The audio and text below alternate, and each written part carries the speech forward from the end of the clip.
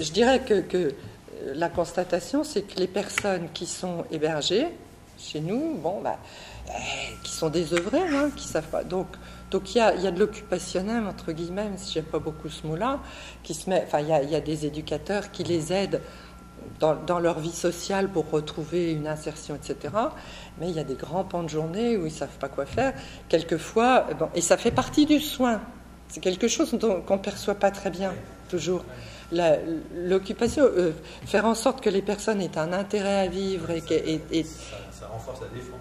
Ça renforce la défense, voilà. Non, mais tout à fait, l'envie de se battre, etc. Ça, c'est pas toujours reconnu. Et après, il y a un peu méconnaissance, c'est pas forcément qu'on est en congruence ou autre, mais et puis par exemple des associations type MJC ou les autres associations culturelles sont pas forcément très adaptées, connaissent pas forcément le public qui est quand même un peu fragilisé, donc pas forcément très stable, pas forcément bon. Donc est-ce que ça les intéresserait de venir visiter le musée? J'en sais rien, pourquoi pas. Est-ce que, voilà... Parce qu'il y a une chose, il faut dire, le musée d'Évreux, l'accès est maintenant gratuit. Voilà. Donc n'importe qui, à n'importe quelle heure de la journée, peut venir visiter le musée. Il est difficile de... Les gens, ils ont un petit recul quand on leur parle du musée dans l'idée. Bon, il y a un petit recul. C'est peut-être de notre responsabilité de bénévole de le faire, parce que je pense que les travailleurs sociaux, ils sont conscients de ça. Bon, ils peuvent, ça fait partie aussi de leur travail, mais c'est pas le cœur de leur travail. Vous pensez qu'il y a un temps créer un espace de rencontre comme ça, peut-être où il existe déjà il pourrait exister, mais il pourrait exister, je sais pas. Moi, je me souviens. À la Maison des Arts, par exemple, il travaillait avec David Madoc à la prison.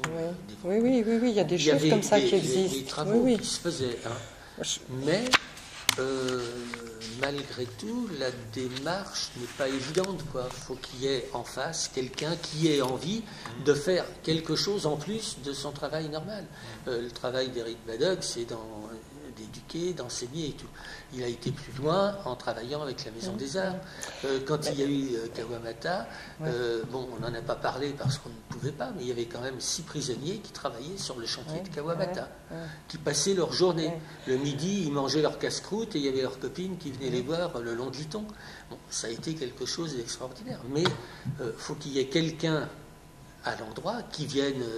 Moi, je ne peux pas aller dans toutes les associations dire appelez-nous, on va s'occuper. Je pense que la démarche, nous, on est prêts à accueillir, mais il n'est pas facile non plus. Et eux ont d'autres problèmes aussi, beaucoup plus importants.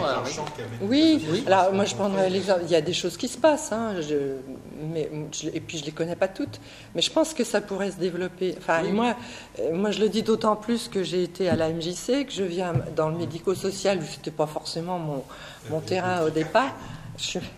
Oui, un peu. Oui, parce que j'ai travaillé en entreprise aussi, ce qui m'a donné aussi une vision de l'entreprise. Et je vois bien que les travailleurs sociaux, s'ils sont travailleurs sociaux, c'est parce qu'ils ne voulaient pas être en entreprise. Et les enseignantes, s'ils sont enseignants, ils ne connaissent rien à l'entreprise. Donc c'est difficile de faire des liens dans ces conditions. Social et le médico-social... la culture, oui, mais c'est après, si on a le temps en plus, si on a encore quelques sous pour. Mais l'action au milieu scolaire, là, alors on voit quand même des lettres. Il y a M. Moya, l'inspecteur d'académie, qui a écrit à tous les principaux. On arrive, on dit on vous reçoit parce qu'on a reçu une lettre de M. Moya. On n'a pas le choix. Bon, l'accueil n'est pas terrible au départ.